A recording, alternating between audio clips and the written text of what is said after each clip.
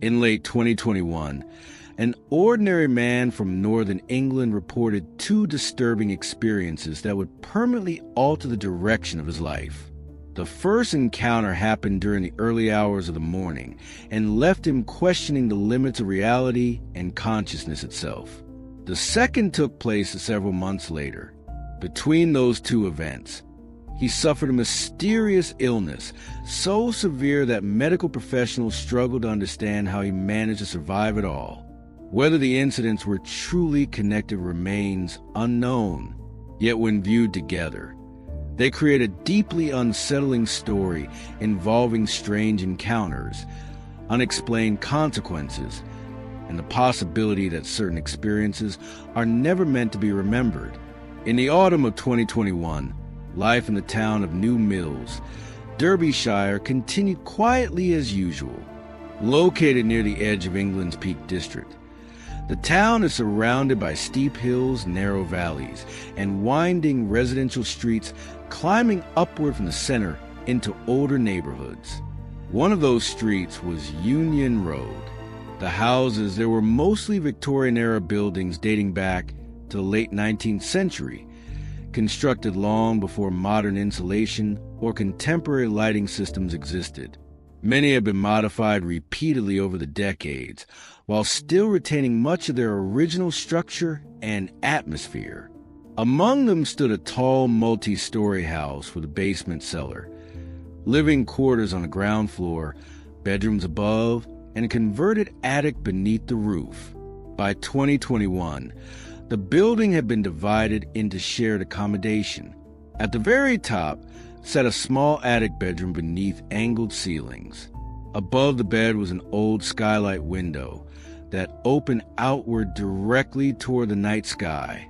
When opened, the skylight allowed fresh air, distant traffic sounds, drifting clouds, and moonlight to enter the room. This attic room belonged to Billy Brown. On the evening of Saturday, October 9th, Billy went to bed sometime around 10 p.m.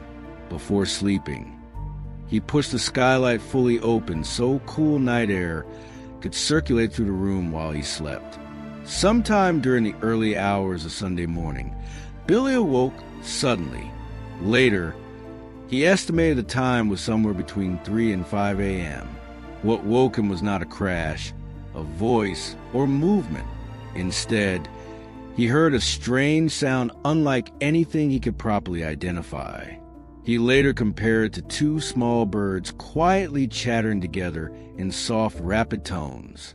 The moment he opened his eyes, the sound immediately stopped. The silence that followed felt unnatural. Almost instantly, Billy realized he was no longer alone in the room. Standing beside his bed was a figure that seemed impossible to process at first glance. The room was not completely dark. Billy estimated it was roughly 60% shadowed, with enough dim ambient light entering through the skylight to distinguish shapes and details.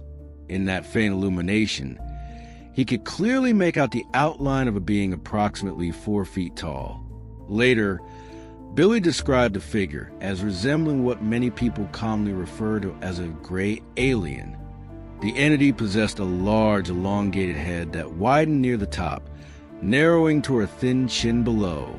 Its eyes were enormous, black, and deeply set into the face. Its skin did not appear smooth. Instead, Billy described it as rough in texture with visible lines and creases that gave the impression of age and wear. To him, the figure did not appear childlike or fragile. It looked ancient. Despite the bizarre situation, Billy claimed he did not feel panic or terror. Instead, he instinctively raised himself halfway upright in bed. His legs extended forward while his upper body lifted at roughly a 45-degree angle, almost as though his body had reacted automatically before his mind could process what was happening. Still strangely calm, Billy reached one hand toward the figure and quietly said hello.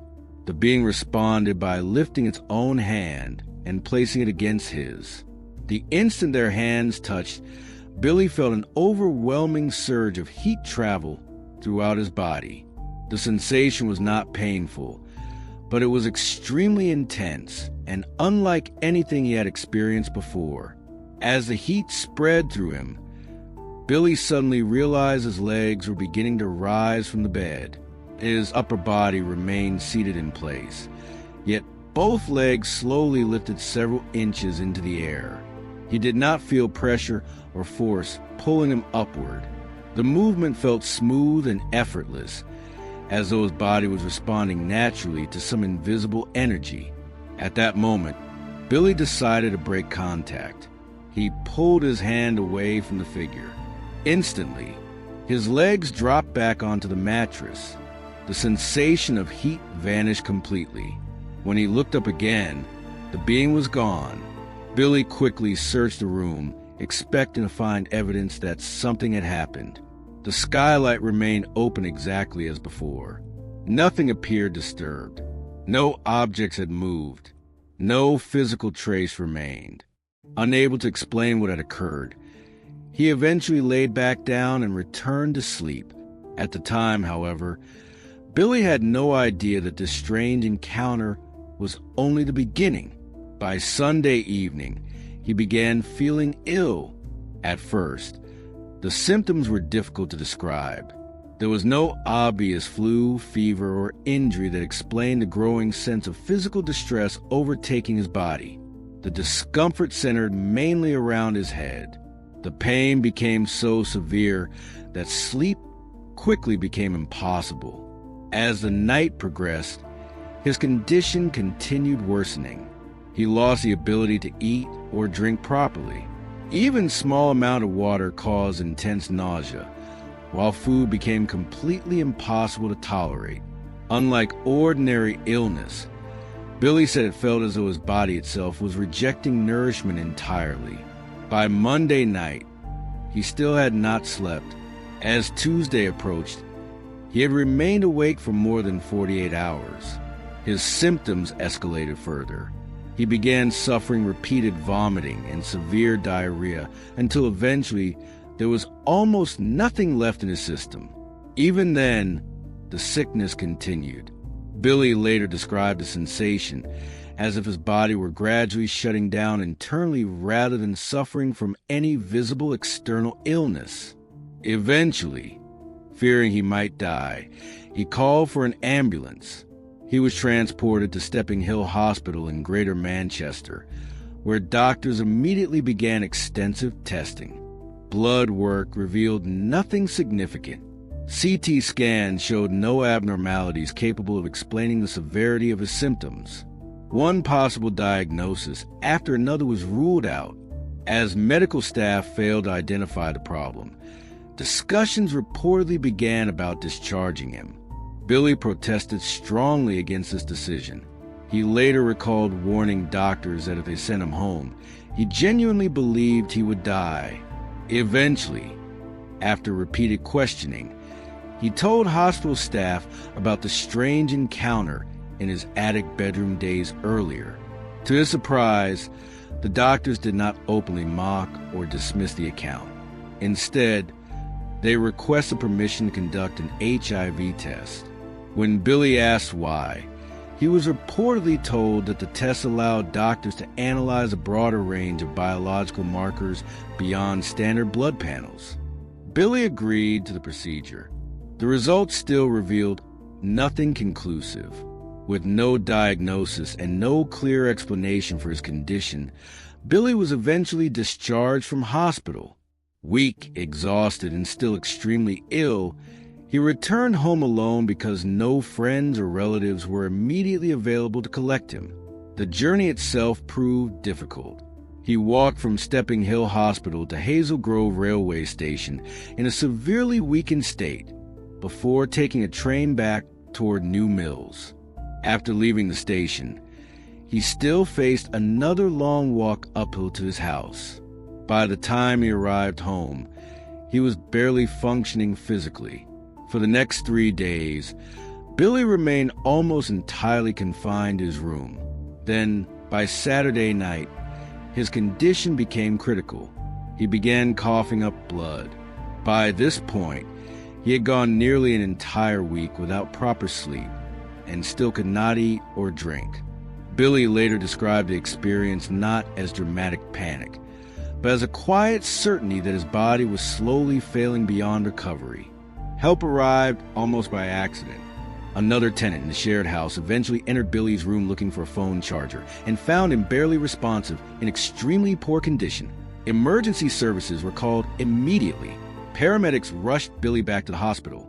During the ambulance ride, he asked if he was going to survive. According to Billy, a paramedic told him he had blood poisoning and would be taken directly into intensive care. Doctors described his condition as critical.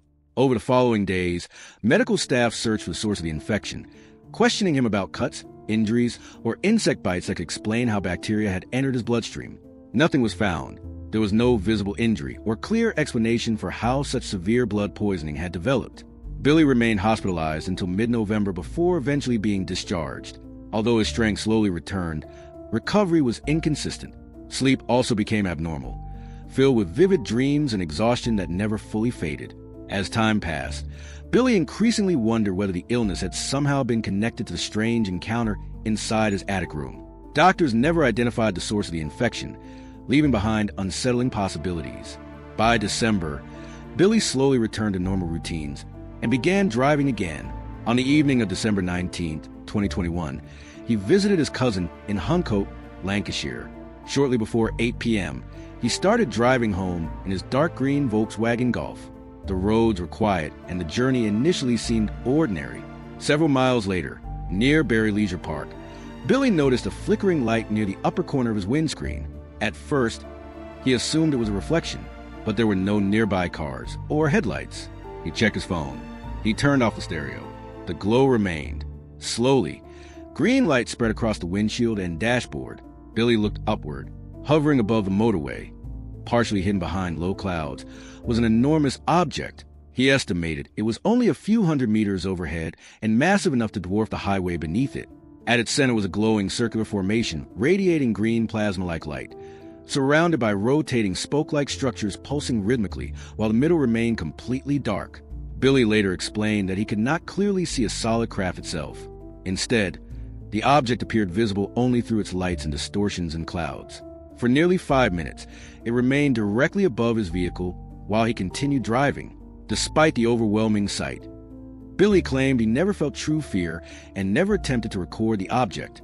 As he approached the motorway flyover near the M62, the object suddenly accelerated and disappeared towards central Manchester within seconds. Afterward, Billy repeatedly replayed the events in his mind. The figure inside his attic bedroom, the unexplained illness that nearly killed him, and the enormous glowing object above the motorway. Eventually, he began wondering whether all three experiences were connected. Billy later formed his own explanation. He believed he was never supposed to wake during the first encounter, and that whatever had been happening may have been interrupted the moment he became conscious. Had he remained asleep, he suspected he would never have realized anything unusual had happened at all. Instead, he was left with unanswered questions and a lingering feeling that whatever visited him later returned. Not to harm him, but perhaps simply to observe him again. Viewed separately, each event has ordinary explanations. The bedroom encounter could be dismissed as sleep paralysis or hallucination. The illness may have been an undetected infection. The motorway sighting could be explained by exhaustion or misidentification. Yet together, the timing and progression of events become harder to ignore. If Billy's account is true, then the second sighting raises an unsettling possibility. Perhaps something returned, not to harm him, but to observe or confirm that whatever happened earlier was now complete. Whether these experiences point toward extraterrestrial intelligence, psychological phenomena, or simply the limits of human perception remains impossible to determine. What remains is the story itself, and a disturbing suggestion that some encounters never truly end. Sometimes they linger, and sometimes they return,